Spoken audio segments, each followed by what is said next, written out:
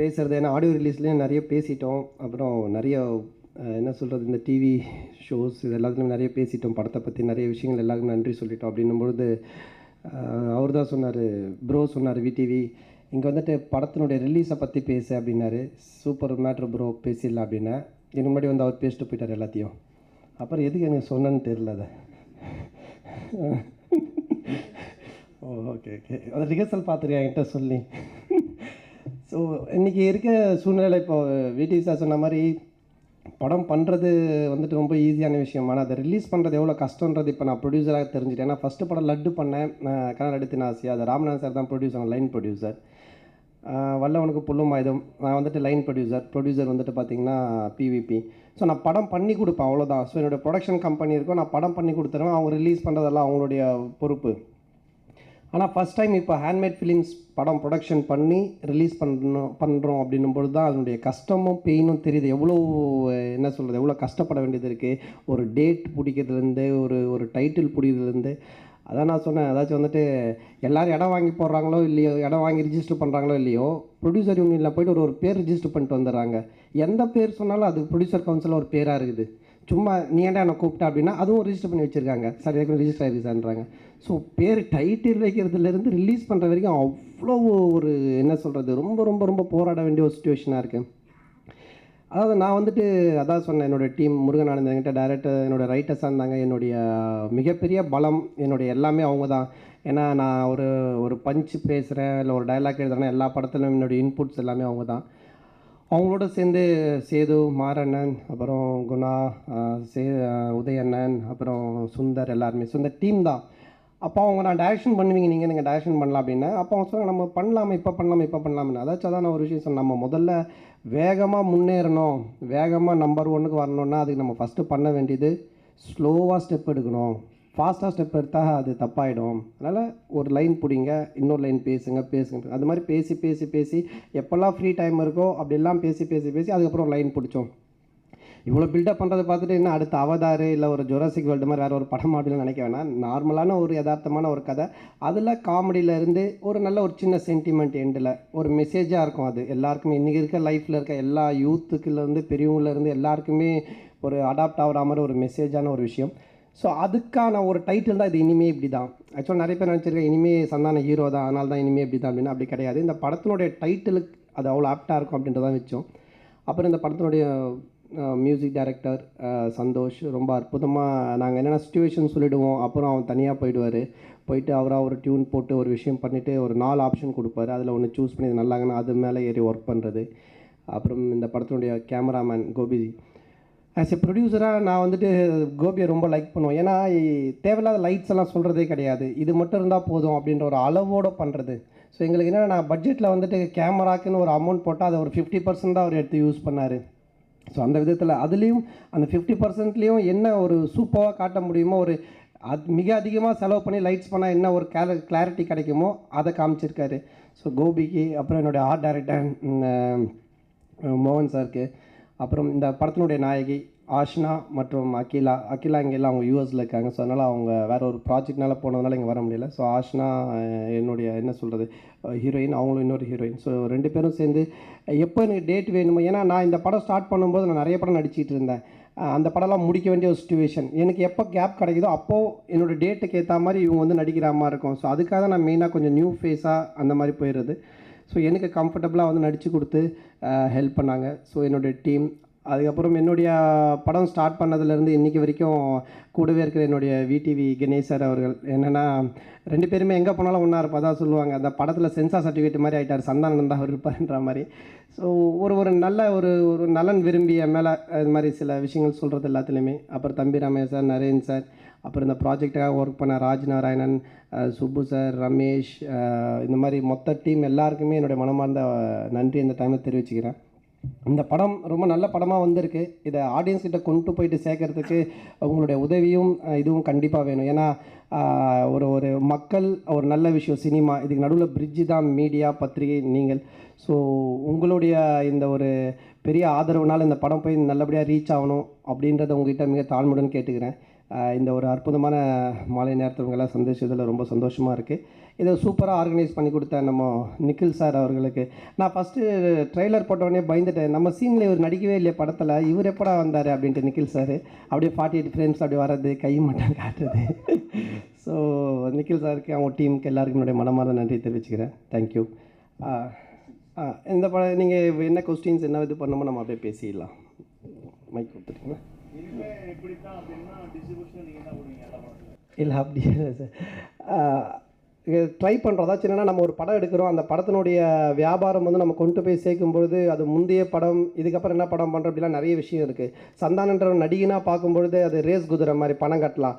ஆனால் அந்த குதிரையை இறங்கி வேறு மாதிரி ஒரு வேலை செய்துன்னும் பொழுது அது அவ்வளோ சீக்கிரம் யாரும் இது பண்ண மாட்டாங்க. ஸோ நம்ம கொண்டு போனோம். அதுக்காக தான் நீங்கள் சொல்கிறத பார்த்தா இனிமேல் அப்படி தானே போஸ்ட் ஓட்டுறது கூட நம்மளாக தான் இருக்கும் அந்த லெவலில். ஆ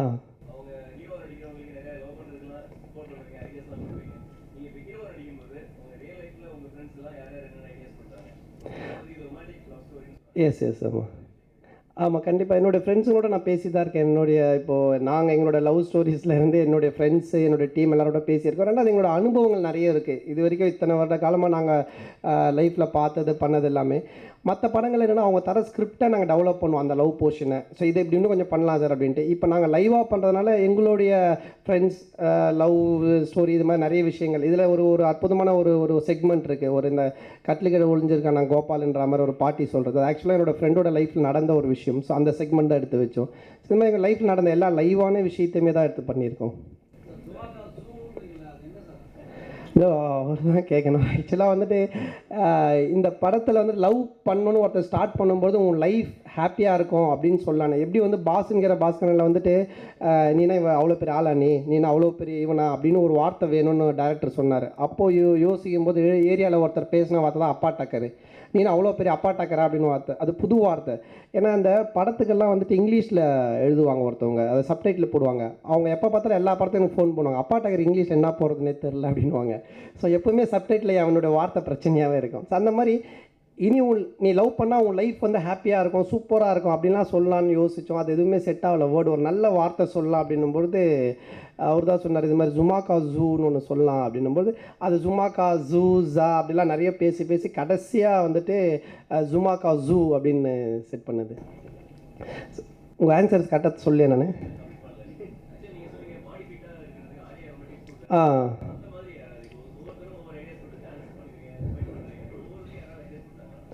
கண்டிப்பாக. அதாச்சும் வந்துட்டு அதான் நான் சொன்ன மாதிரி என்னோடய உடம்பு, என்னுடைய என்ன சொல்கிறது பர்சனாலிட்டி இது எல்லாமே ஆர்யா வந்து என்னை பார்த்தோன்னே திட்டுவான். கொஞ்சம் லைட்டாக தொப்பை வந்தால் கூட திட்டுவான். இது மாதிரி பண்ணு அது மாதிரி பண்ணுவான். ட்ரெஸ்ஸிங்ஸு மற்ற விஷயங்கள் இது எல்லாமே சிம்பு சொல்லுவார் அடிக்கடி, இந்த மாதிரி பண்ணு, இந்த மாதிரி செய், காமெடி என்ன அப்படி தான் ட்ரெஸ் பண்ணலாம், படத்துலேயே வந்துட்டு கொஞ்சம் நீ இப்படி பண்ணலாம் அப்படின்லாம் சொல்லுவாங்க. அதுக்கப்புறம் என்னுடைய தொழில் ரீதியான படத்துக்கு சம்மந்தமான விஷயத்தில் பிஸ்னஸ் இந்த மாதிரி விஷயத்தில் உதயநிதி ஸ்டாலினோட ஹெல்ப்பு. ஸோ இந்த மாதிரி எல்லா ஃப்ரெண்ட்ஸுமே ஒவ்வொரு விதத்தில் எனக்கு ஹெல்ப் பண்ணியிருக்காங்க. எனக்கு தெரியாத விஷயத்த கற்றுக் கொடுத்துருக்காங்க. நானும் தெரியாத விஷயத்த ஓப்பனாக நானே ஃபோன் பண்ணி கேட்டு தெரிஞ்சுப்பேன்.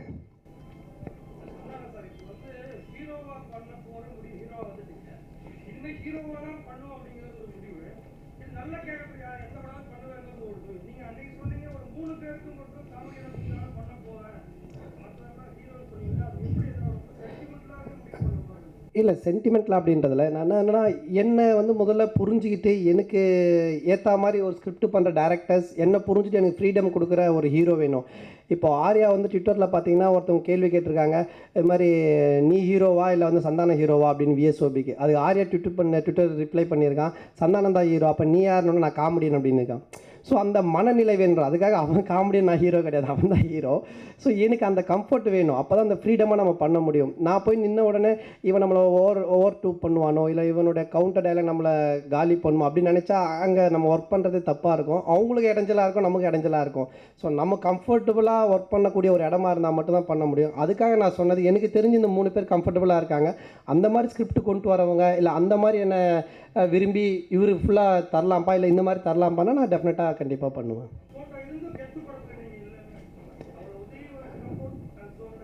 அது வந்து இல்லை 2 பேருமே பேசி எடுத்த முடிவு தான். ஏன்னா கண்டினியூவாக இருக்கும். 3 படம் பண்ணியிருக்கோம். கதிர்வேலன் காதல்லாம் பார்த்தீங்கன்னா கண்ணாடி போட்டுட்டு வேறு ஒரு பாடி லாங்குவேஜ் பண்ணியிருக்கேன். நண்பேண்டாவில் வேறு ஒரு பாடி லாங்குவேஜ், ஓகேக்கில் வேறு ஒரு பாடி லாங்குவேஜ். ஆனால் அந்த பாடி லாங்குவேஜ் அந்த விஷயம் எல்லாமே மறைஞ்சிட்டு சந்தான உதய் அப்படின்றதே தான் பார்க்குறாங்க. ஸோ அப்போ என்னென்னா ஒரு கேப் தேவைப்படுது. ஏன்னா பாஸில் பண்ணதுக்கும் ஓகேல பண்ணதுக்கும் பார்த்தீங்கன்னா கவுண்டர் சேம் தான், கொஞ்சம் பாடி லாங்குவேஜ் தான் மாற்றினேன். ஆனால் ஹீரோஸ் மாறினாங்க. ஆர்யா, உதயநிதின்ட்டு, Rajesh same director same matter தான். ஸோ அந்த ஹீரோவோட காம்பினேஷன் ஒரு பிரேக் பண்ணி பண்ணலான்னு 2 பேரும் எடுத்த முடிவு தான். அப்புறம் அந்த கதைக்கும் அவ்வளோ பெரிய ஒரு காமெடி ட்ராக் தேவைப்படலை. அது வந்துட்டு ஆக்சுவலாக பார்த்தீங்கன்னா சேது நான் இன்ட்ரடியூஸ் பண்ண ஹீரோ அவருடைய படம் தான். ஆக்சுவலாக நான் ஒரு கெஸ்ட் ரோல் தான் பண்ணியிருக்கேன். அதில் ஒரு டாக்டர் நான். ஸோ என்னுடைய ஒர்க் பார்த்தீங்கன்னா டோட்டலாகவே 2 days தான். ஸோ அதனுடைய ஒரு என்ன சொல்கிறது, என்னோடய ஃப்ரெண்டுக்காக பண்ண ஒரு படம் அது. அந்த மாதிரி நிறைய படம் நான் பண்ணியிருக்கேன் ஃப்ரெண்ட்ஷிப்புக்காக. அந்த மாதிரி பண்ண படம் அதனுடைய இது என்னன்னு தெரியல. ஏன்னா அது டோட்டலாக இன் அண்ட் அவுட் அவங்களுடைய கம்பெனியில் அவங்க இதில் இருக்குது.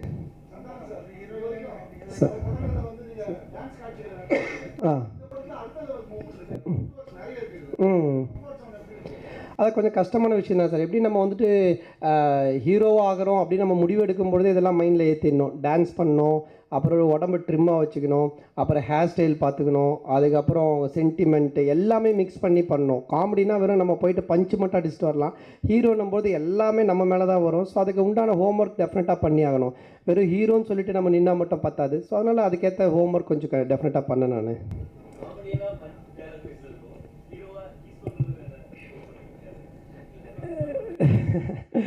இல்லை ஆக்சுவலாக அது வந்து அந்த கதையில் தேவையான ஒரு விஷயமா இருந்துச்சு. அது பார்த்தீங்கன்னா அதுக்கு படமாக பார்க்கும்போது தான் அது நெக்ஸ்ட்டு சீனே ஒரு கவுண்டர் சீன் ஒன்று வரும், அதுக்காக தான் வச்சது. பட் அது கூட கிஸ் பண்ண போகும்போது அவங்க தடுத்துருவாங்க. அதுக்கு ஒரு நல்ல டயலாக் ஒன்று வச்சுருக்கோம். இங்கிலீஷ் படத்தில் போனால் கிஸ்ஸு, வந்தால் கிஸ்ஸு, சாவிடந்தா கூட சாவிடந்தா கூட அழுதுட்டு கிஸ் பண்ணிட்டு தான் அழுகுறானுங்க. ஆனால் தமிழ் படத்தை தான் கிஸ் பண்ணுறது அவ்வளோ ரிஸ்ட்ரிக்ஷன் வைக்கிறீங்கன்ற மாதிரி ஒரு டயலாக் ஒன்று இருக்குது. ஸோ அதுக்காக தான் அந்த சீன் வச்சது. காமெடினா பேசும்பொழுது வந்தோம் அதனுடைய என்ன சொல்கிறது, நம்ம ஒரு பாடி லாங்குவேஜில் இருப்போம் பண்ணிட்டு போயிடலாம். ஆனால் ஹீரோவாக இருக்கும்போது அந்த கதைக்கு ஏற்ற மாதிரி அங்கங்கே அந்த சீனுக்கு ஏற்ற மாதிரி நம்ம பண்ணி ஆகணும்.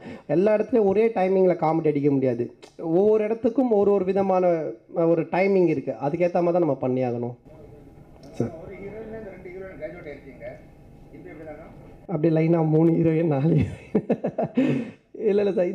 இந்த கதைக்கு அது மாதிரி தேவைப்பட்டது சார். இந்த கதையில் வந்துட்டு ஒரு 2 ஹீரோயின்ஸ் தேவைப்பட்டது. அதில் ஒரு கேரக்டர் இப்படி இருக்குன்னு, ஒரு கேரக்டர் இப்படின்னு சொல்லி பேசிகிட்டு இருந்தோம். ஆஷ்னாவோட ஏற்கனவே ஒர்க் பண்ணனால இவங்க இந்த கேரக்டர் பண்ணால் கரெக்டாக இருக்கும் அப்படின்னு தோணுச்சு. அதனால் அவங்கள இந்த கேரக்டரும் இன்னொரு கேரக்டர் ஒரு புதுசாக ஒருத்தவங்க தேடி பார்த்தோம். அப்போ திரைக்கதை வசனம் அடித்த அகிலா கிஷோர் அவங்களோட கேரக்டர் கரெக்டாக செட் ஆச்சு. சரி ஓகே அப்படின்ட்டு. அதனால தான் அந்த டீசர்லேயே வச்சிருப்போம், 2 பொண்ணை மெயின்டைன் பண்ணுறது எவ்வளோ கஷ்டம் தெரியுமா அப்படின்ற மாதிரி ஒரு டைலாக் கூட வரும். ஸோ அந்த மாதிரி ஒரு சப்ஜெக்டான தேவைப்பட்டதுக்காக தான்.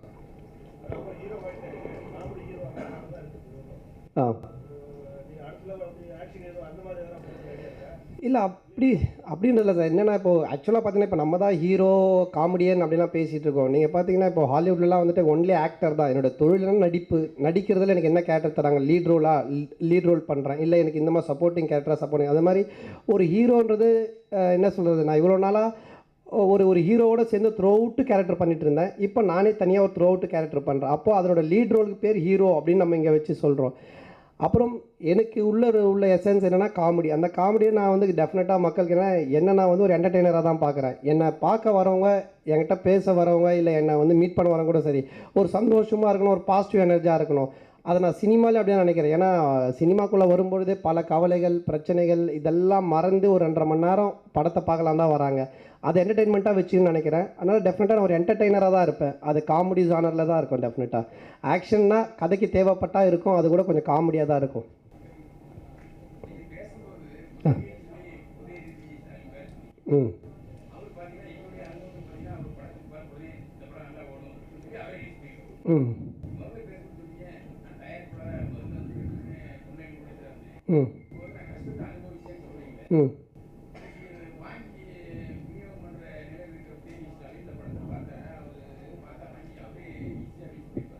இல்லை அதுதான் சார். இப்போ என்னென்னா என்ன சொல்ல வர்றது, என்னுடைய முதல் எஃப்எம்எஸ், அதாச்சும் வந்துட்டு உங்களுக்கு தெரியும், நம்ம படம் ஃபஸ்ட்டு ரிலீஸ் பண்ணுறது வந்து எஃப்எம்எஸ் தான் ரிலீஸ் பண்ணோம். அதனுடைய விஷயங்கள் மற்ற டிஸ்ட்ரிபியூஷன் எல்லாமே பேசணும்.